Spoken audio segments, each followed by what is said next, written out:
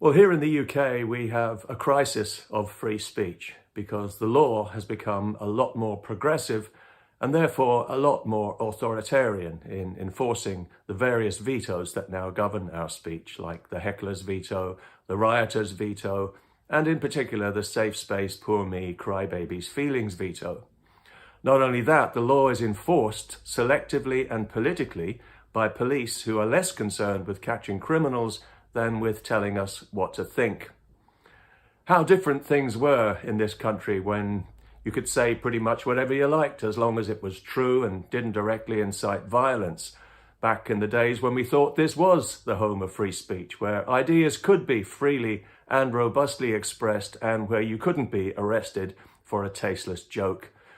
But things have changed radically in recent years, and now we are policed by subjectively enforced hate speech laws where you can be arrested if you say something that may cause alarm and distress to people who are determined to be alarmed and distressed by your free speech.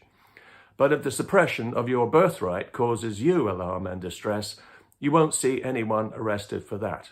Yours is the wrong kind of alarm and distress. Your alarm and distress is hate. It has become quite fashionable to accuse people who express unwelcome opinions of abusing free speech to spread hate, even though hatred is a very powerful, intensely focused emotion that can cause people to do some truly terrible things. It's the darkest emotion, the most violent emotion. It is very, very extreme. Yet the word hate is thrown around today like a frisbee, just casually tossed at people like verbal acid at the slightest excuse. Every unwelcome opinion is hate. Every unflattering remark is hate. Every unpleasant truth is hate. If you vote for an insufficiently progressive political candidate, you will be told that you're voting for hate. And now this very extreme word has been crowbarred into the law, as if everyone who says something offensive or insulting to another person is consumed by this volatile and dangerous emotion. It doesn't even have to be a crime for the police to stick their nose in and label it hate. They're far too busy violently attacking peaceful protesters and taking the knee for domestic terrorists to investigate actual crimes like burglary, theft, or assault. But if you say something that hurts somebody's feelings, even if you're breaking no law, the police will take the trouble to record it as what they call a non-crime hate incident. That's hate incident that then goes onto a database that can affect your future employment prospects. Do you like where this is heading? It's all part of the common purpose. And if you don't know what common purpose is, I suggest you look it up. Hate speech is a progressive term, and like most progressive terms, it is a shameless lie. The word hate has been cynically misapplied to falsely ascribe the darkest of motives and to make whatever it's attached to sound as if it's the worst thing in the world when it isn't. Being offensive or insulting is not hate. Unkind words, disparaging remarks, mockery and ridicule, even based on personal appearance or sexuality or religion or race, these things might not be very nice, but they are not hate. Dislike and unfriendliness, despite what our politicized, common purpose riddled police will tell you, they're not hate either. They are not even close. Nor is stating the simple truth when discussing the latest progressive obsession, transgender, a fashionable neurosis, and a minority freak show that's become a full frontal assault on the female identity and is being allowed to ruin women's sport and to mentally scar a generation of impressionable children. The truth is that a man can no more become a woman than a monkey can become a pig. And that is a widely held view in our society, but if you express it, you'll be accused of hate speech, even though there is no hate in that statement at all. It's an opinion about reality, or unreality in this case. The term hate speech is not only an abuse of the language, it is an abuse of the law. In policing opinion and elevating feelings over truth, the law is making a claim on our liberty to which it is not entitled.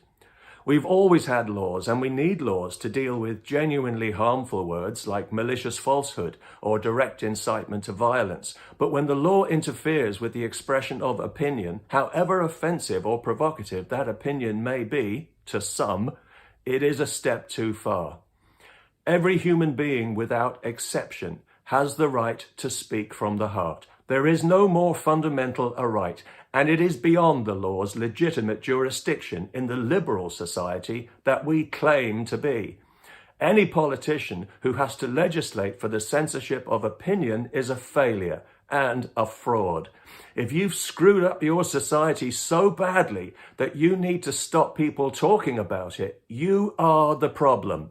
If thanks to your reckless policies, your incompetence, and your duplicity, shutting people up is the only way to keep public order, then let there be public disorder and deal with it.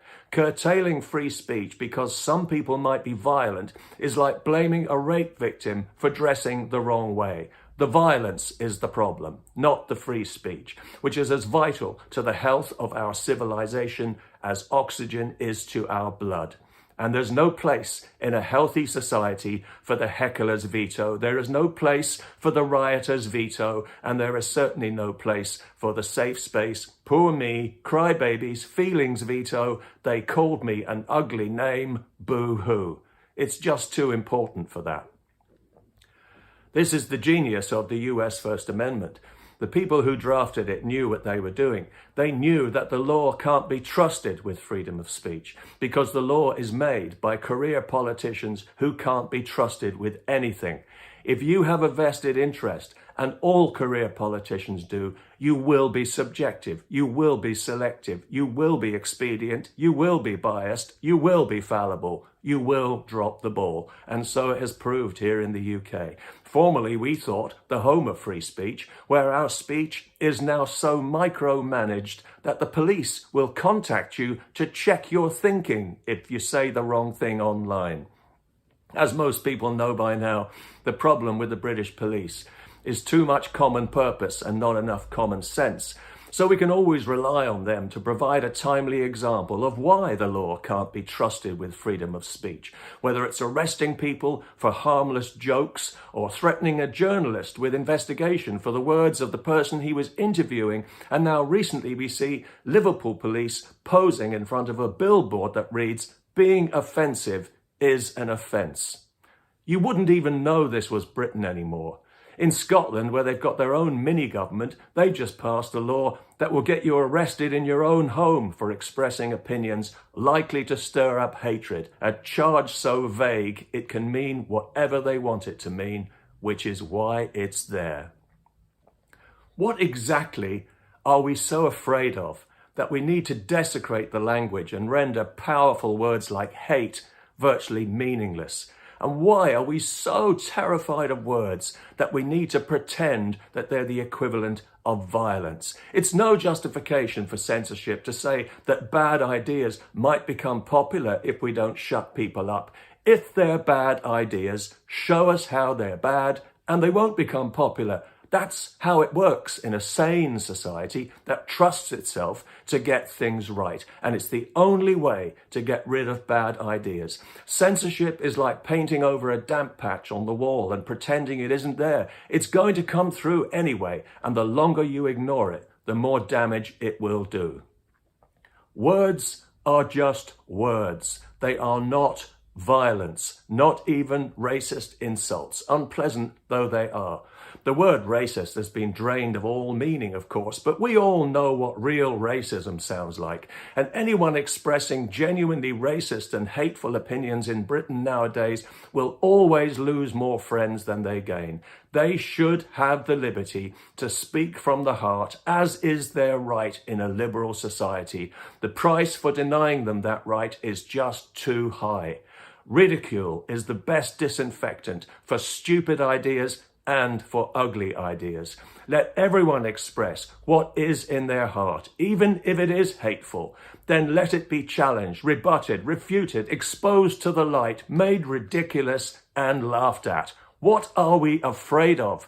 Our society is more than capable of eliminating bad ideas organically without the law's size 14 common purpose boots trampling all over our freedom of speech. The law can't be trusted with freedom of speech because the people who make the law can't be trusted not to literally take liberties, and the people who enforce the law can't be trusted not to behave like the Gestapo.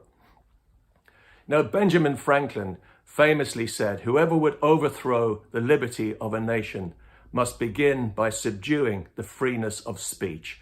And that is what's happening to us in Britain. Our liberty is being overthrown. We are less free to speak our mind than ever before in my lifetime.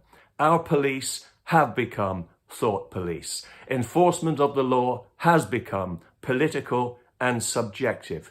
If we accept this as a governing principle, the authoritarian common purpose mentality that's shoving these laws down our throat will never run out of dangerous ideas that must be suppressed for the common good. If our country is not to descend into tyranny, we must decouple the law from speech and from the right to free expression, however offensive that expression may be. We need our equivalent of the US First Amendment. Nothing less will do. A constitutional guarantee that our government can pass no law that prevents us from speaking our mind. We've seen enough now to know that without such a guarantee, we will never live in a free country again.